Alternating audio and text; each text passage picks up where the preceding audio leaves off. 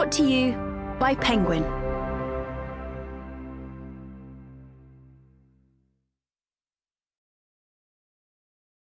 The Eastern Front by Nick Lloyd, read by Mark Elstob. For Isabel. Note on the text. One of the first questions any historian of the Eastern Front must answer is the choice of which calendar to follow, because two versions were in use.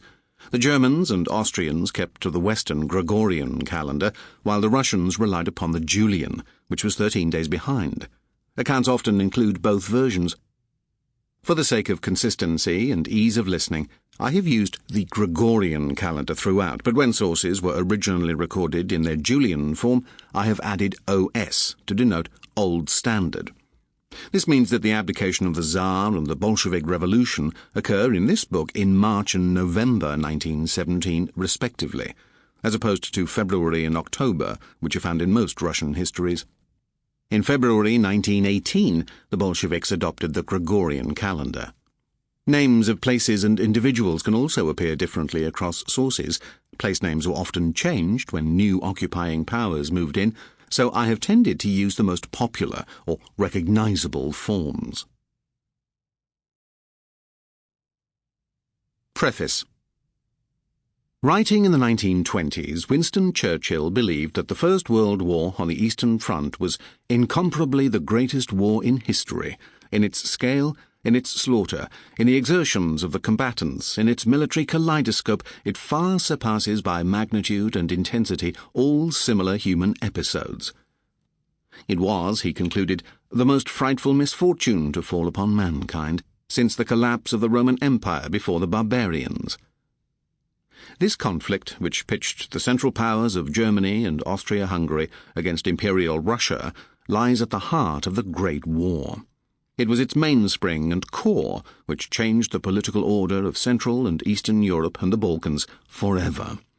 This book, the second volume in a trilogy, tells the story of the other First World War, where, as Churchill put it, the distant cannonade in France breaks only fitfully upon the ear.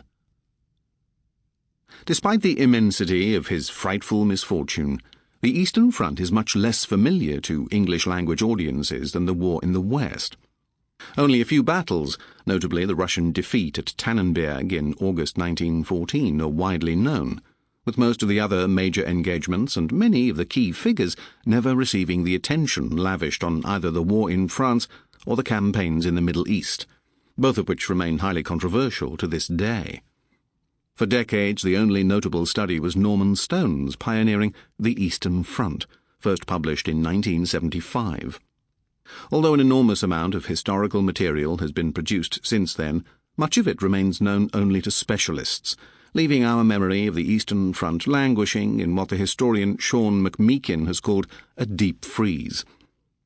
Fortunately, in recent years, scholars have started to rediscover the military history of the war in the East, transforming our understanding of the First World War and helping to bring this forgotten front in from the cold. Looking again at the Eastern Front offers a useful corrective to the preponderance of the West in many narratives of the war. While the fighting in France and Belgium was infamous for its trench stalemate, it was a more traditional affair in the East, much closer to the kind of conflict that had been expected by contemporaries. Because the front line was at least twice as long as in France, sometimes stretching to over 900 miles, the suffocating density of forces found in the West could never be achieved, meaning that breakthroughs were always possible, and there continued to be space for cavalry charges and grand battles of manoeuvre throughout the war.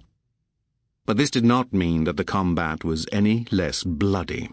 Upwards of 2.3 million Russian soldiers were killed in their doomed struggle against the Central Powers. Their opponents, the Austro-Hungarian Empire, lost between 1.1 and 1.2 million men, only then to collapse in 1918, with the disintegration of both empires creating a human catastrophe of almost unimaginable proportions. The battlefields of the Eastern Front may have lacked the claustrophobia of France, but they witnessed a similar process of change and development in... Sample complete. Ready to continue?